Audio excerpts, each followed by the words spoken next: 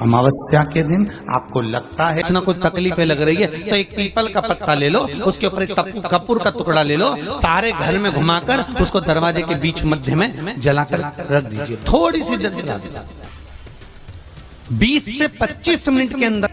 स्वयं गुरु बाबा कहते हैं, राम सुनो, यदि कोई आरती में पूजन में घर में एक कपूर का टुकड़ा आरती के बाद में जब समर्पित करेगा तो उसको अश्वमेध यज्ञ का पुण्य प्राप्त हो जाएगा।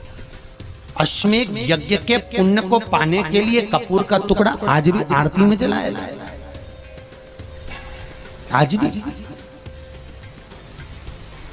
एक कपूर का टुकड़ा सुख का, इसीलिए हमारे यहाँ शास्त्र कहता है महाराज, जब आपको घर में अगर ऐसा लगने लगे कि 15 दिन से बहुत बेचैनी है, बहुत दुख तकलीफ लग रही है, कोई ना कोई बीमार पड़ रहा है, कुछ ना कुछ तकलीफें लग रही है, तो एक पीपल का पत्ता ले लो, उसके ऊपर एक कपूर का टुकड़ा ले लो, सारे घर में घुमाकर उसको दरवाजे के बीच मध्य में जलाकर रख दीजिए। थोड़ी सी देर जला दीजिए, 20 से 25 मिनट के अंदर मकान में एनर्जी वापस आ जाएगी, उस भवन में एनर्जी वापस प्राप्त हो जाएगी।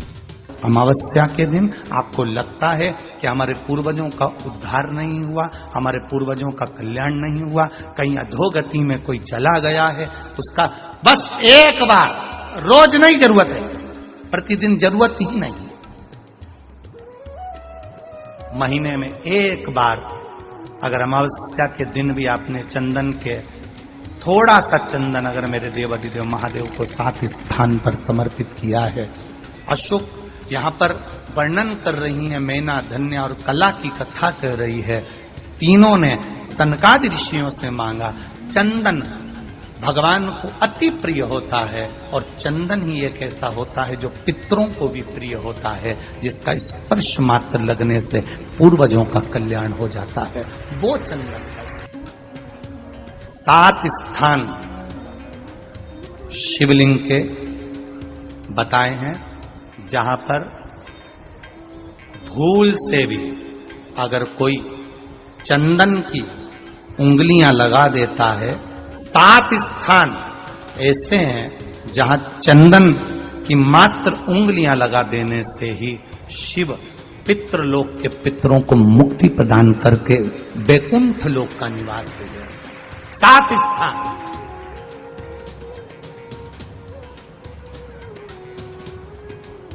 और वो 7 स्थान जो चंदन के बताए गए हैं, पहला भगवान देवाधिदेव महादेव के शिवलिंग पर चंदन का लेपन। समझ लेना जरा बहुत अच्छे से। आपको लगता है स्वप्न में कोई मुर्दे दिख रहे हैं, या कोई जल रहा है, या कोई मर रहा है, या कोई चला गया है, ऐसा भय लगता है। बच्चों को मानी भेजूंगी ऐसा हो जाएगा, पति को मानी भेजूंगी ऐसा हो जाएगा, कोई हमारे कोई गलत तो नहीं कर रहा है, आपको लगता है। 7 स्थान चंदन के बताएं हमारे। पहला शिवलिंग, दूसरा जहां गणेश जी का स्थान है, मालूम है ना सबको, जम के बोलो जरा, मालूम है ना सबको, जहां गणेश जी का स्थान है वहां अलग से गणेश जी बैठे, वहां नहीं। शिवलिंग में जलाधारी के ठीक सामने राइट में गणेश, लेफ्ट में कार्तिकेय, बीच में अशोक सुंदरी। तो पहला चंदन बाबा के शिवलिंग पर, दूसरा गणेश जी पर चंदन की उंगली, तीसरा षडानंद कार्तिकेय पर चंदन की उंगली, चौथा अशोक सुंदरी पर चंदन की उंगली, पांचवा जलाधारी पर चंदन की उंगली, छठा जो शिवलिंग का जल बह रहा है इसके ठीक विपरीत की ओर चंदन की उंगली, और 7वां चंदन नंदी के मस्तक के ऊपर जो 2 सींग लगे रहते हैं उस पर चंदन की उंगली। ये कब लगाई जाती है? या तो अमावस्या के दिन आपको लगता है कि हमारे पूर्वजों का उद्धार नहीं हुआ, हमारे पूर्वजों का कल्याण नहीं हुआ, कहीं अधोगति में कोई चला गया है, उसका बस एक बार, रोज नहीं जरूरत है, प्रतिदिन जरूरत ही नहीं, महीने में एक बार अगर अमावस्या के दिन भी आपने चंदन के थोड़ा सा चंदन अगर मेरे देवाधिदेव महादेव को 7 स्थान पर समर्पित किया है। अशोक यहाँ पर वर्णन कर रही है, मैना, धन्य और कला की कथा कर रही है। तीनों ने सनकादि ऋषियों से मांगा। चंदन भगवान को अति प्रिय होता है और चंदन ही एक ऐसा होता है जो पितरों को भी प्रिय होता है, जिसका स्पर्श मात्र लगने से पूर्वजों का कल्याण हो जाता है, वो चंदन। आपके घर में पितृदोष है, आपको ऐसा महसूस होता है, आपको लगता है, तो किसी भी नवरात्रि के पहले जो अमावस्या पड़ती है, मान लो अपन अमावस्या पड़ी, आप एक अंदाजा लगाइए, तो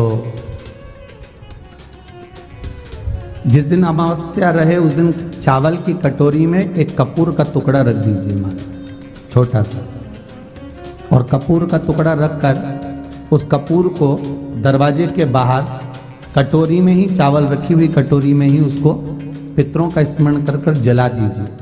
और जलाने के बाद उस चावल को कहीं भी किसी भी वृक्ष की छांव में पक्षियों के लिए डाल दीजिए। शिव महापुराण की कथा कहती है, अगर मान लो पितृ आपको कष्ट दे रहे हैं, पितृ आपको तकलीफ दे रहे हैं, कोई काम नहीं होने दे रहे हैं, या कहीं आपको ऐसा लगता है कि पितरों का दोष है, तो वो पितृदोष देवी, अब ये जो आप करेंगे ये कब कर रहे हैं? अमावस्या के दिन आप उसको रख रहे हैं। अमावस्या के दिन उसको रखकर रात भर आपने रखा कपूर के साथ में, सुबह एकम पड़ गई, नवरात्रि लग गई, उसी दिन उसको जलाकर आपने पटक दिया।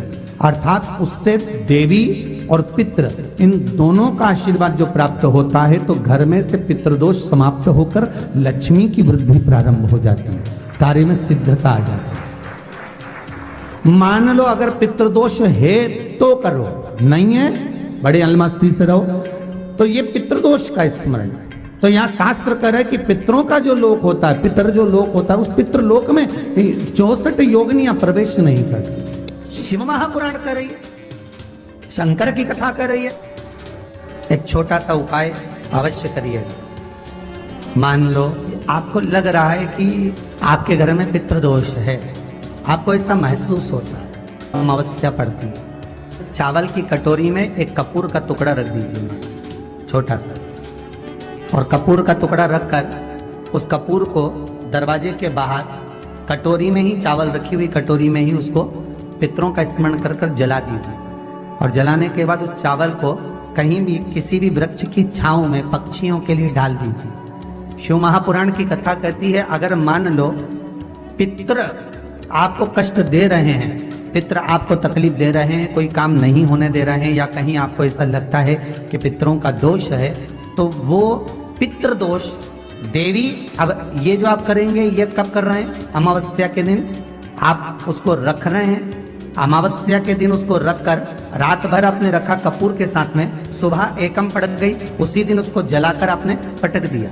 अर्थात उससे देवी और पितृ इन दोनों का आशीर्वाद जो प्राप्त होता है, तो घर में से पितृदोष समाप्त होकर लक्ष्मी की वृद्धि प्रारंभ हो जाती है। अमावस्या के दिन प्रदोष काल में, प्रदोष के समय पर, प्रदोष काल में शाम के समय पर जाकर किसी भी नदी, तालाब, बावड़ी, कुआं, कहीं ना कहीं जो आपके पास में हो, वहां पर एक घी का दिया, बत्ती का मुंह दक्षिण की ओर कर अवश्य जलाकर आ जाना, सारे पितृदोष समाप्त हो जाएगा। अगर नदी, तालाब, बावड़ी